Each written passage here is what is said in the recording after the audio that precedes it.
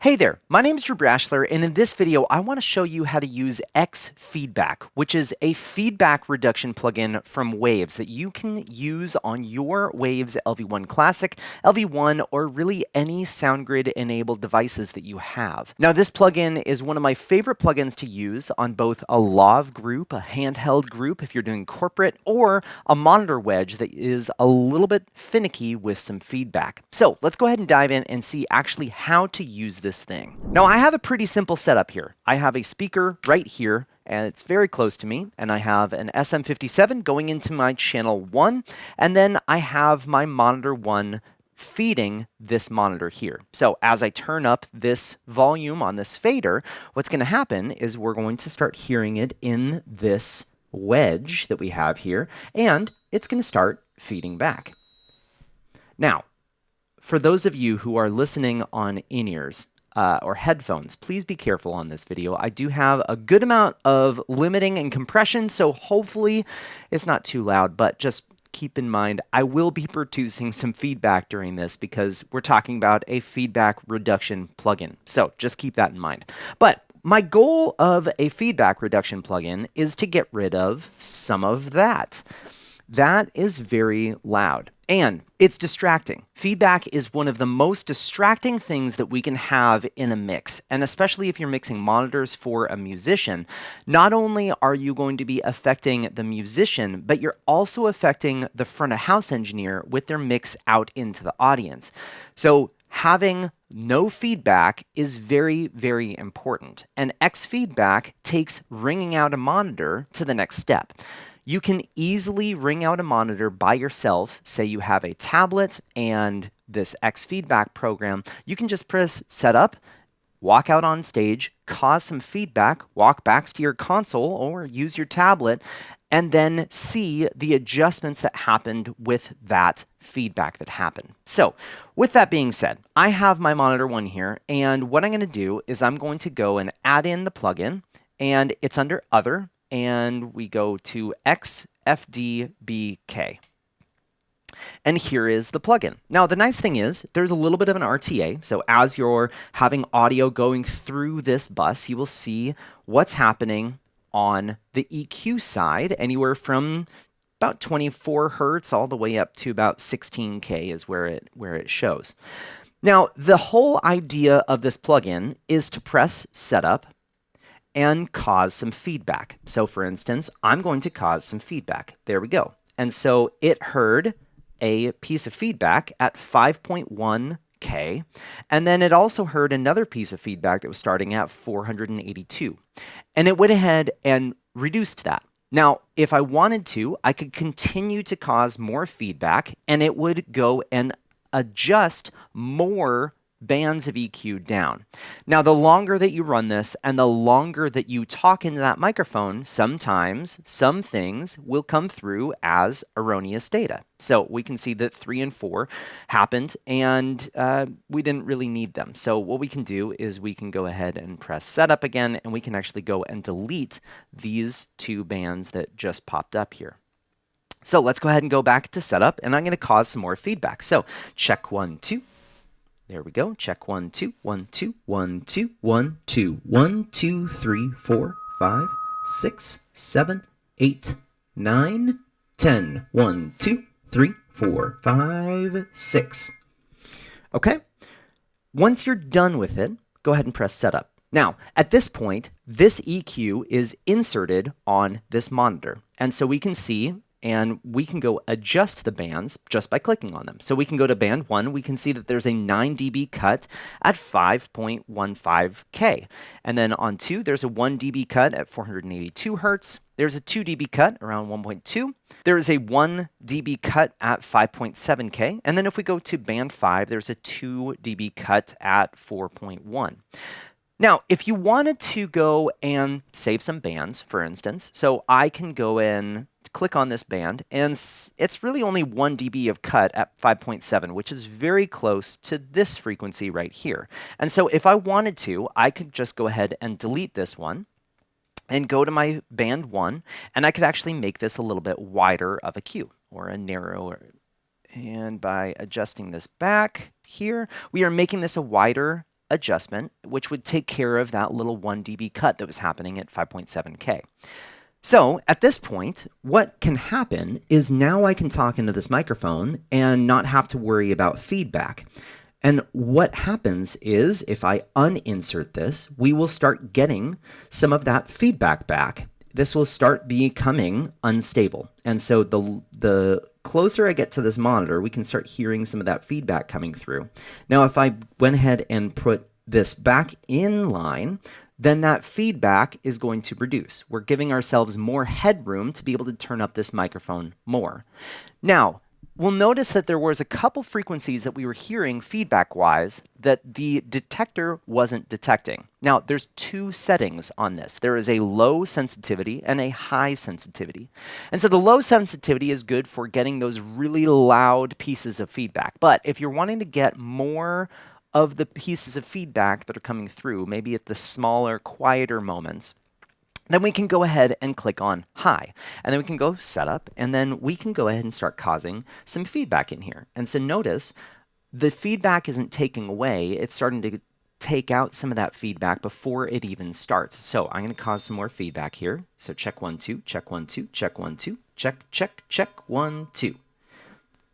Okay, and so I'm going to press setup again. Now, what happened is I've turned up this volume about 3 more dB. So it's a lot louder in this room and it's a lot more stable. Now notice I am taking out a ton of EQ in this upper portion, and I'm purposefully causing feedback for this video. So when you're actually tuning out a monitor, it's going to look a lot different. There's going to be maybe a low-end buildup that you have.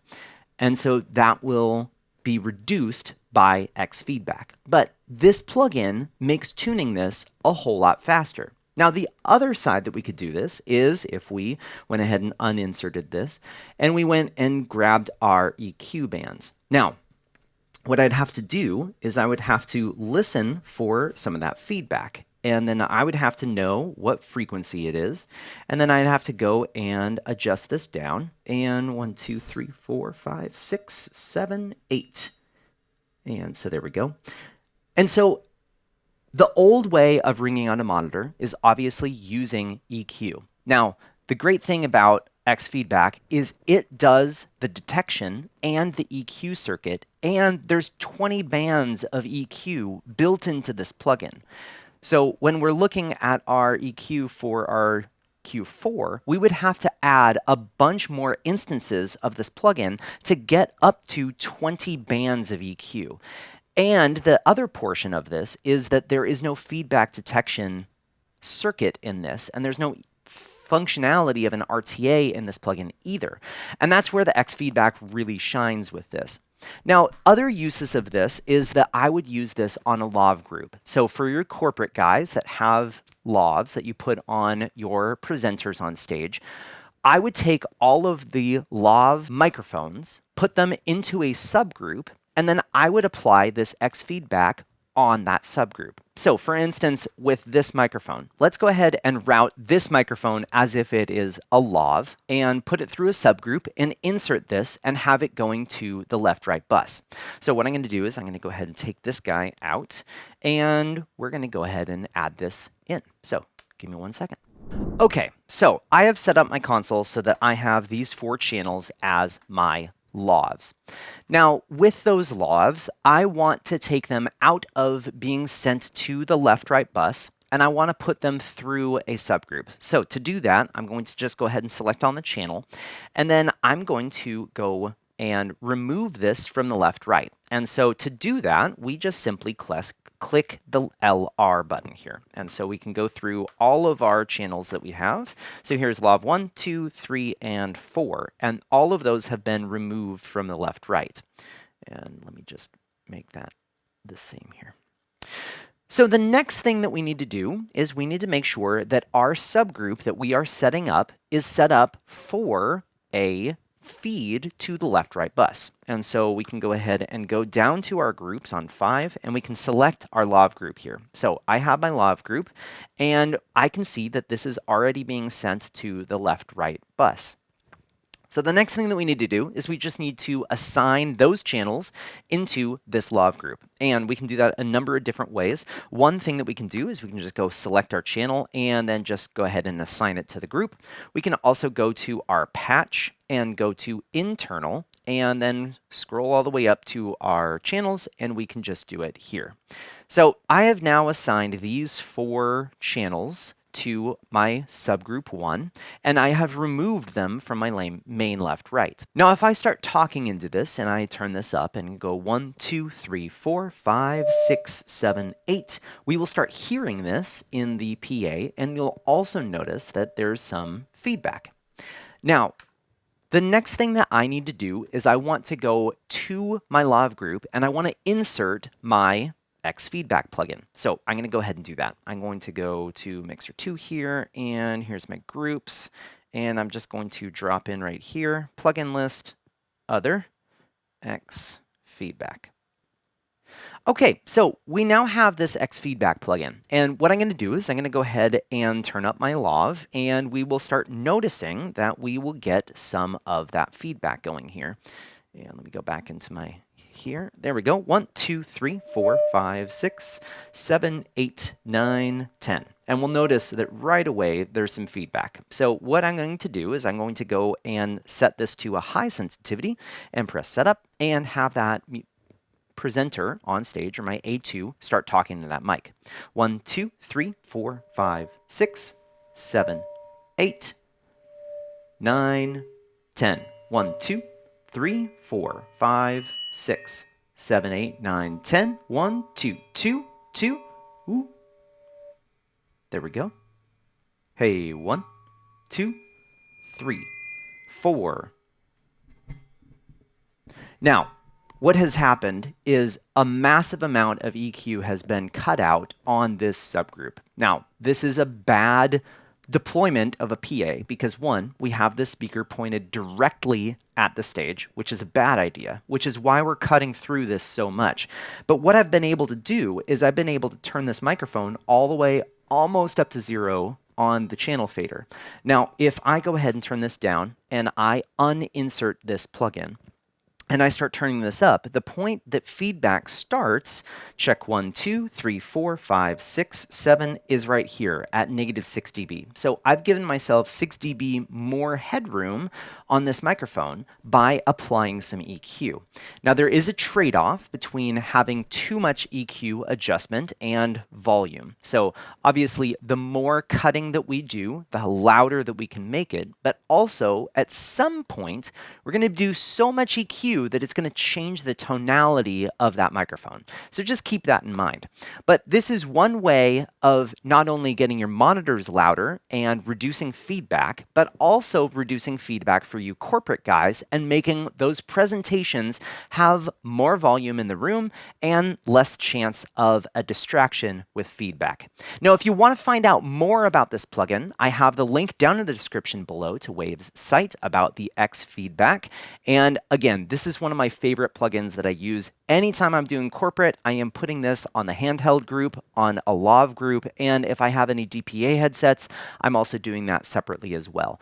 And so I will do the same thing for all 3 of those microphone sets. And then if I'm doing monitors or I'm mixing monitors from front of house, I am also going to be inserting this plugin on any of my live speakers that are out on stage. So any floor wedges, any side fills, that sort of thing.